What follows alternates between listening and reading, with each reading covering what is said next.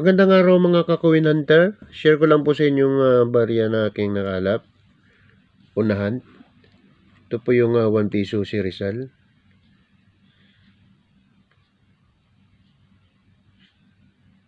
Ito po, yan. Si Rizal po yan. Ito po yung isi-share ko sa inyo. Sana mapanood yung video ito.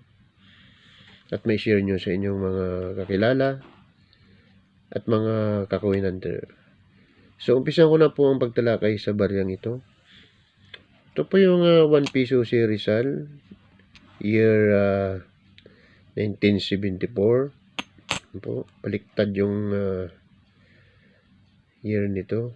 Ito nasa ulo ni Jose Rizal. Yung bago mga coins natin po nakatapat dito sa ibaba, yan dito, yan nakatapat to, magkatapat ito, baliktad eh.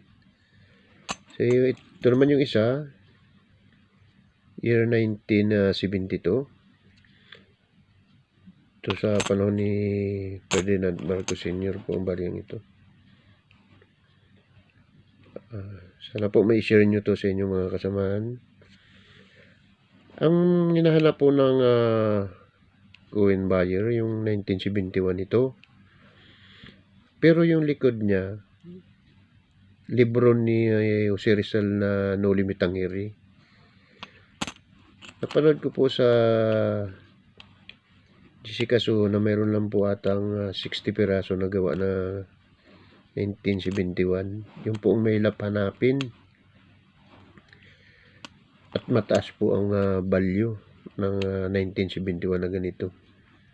Na yung likod, libro ni Jose Rizal na No Limit ang Hiri. So sana po may share nyo pong video ito sa inyong mga kaibigan.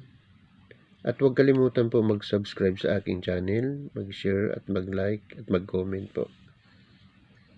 Sana po mapanood yung video ito sa ating mga ka-Coin Hunter. Hunting lang po ng hunting ng barya.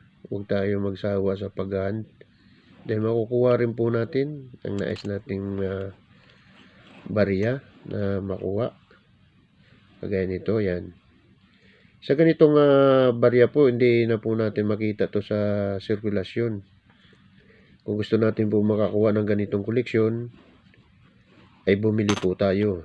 Pero naman po tayo nabibila ng mga ganitong barya para po gawing koleksyon.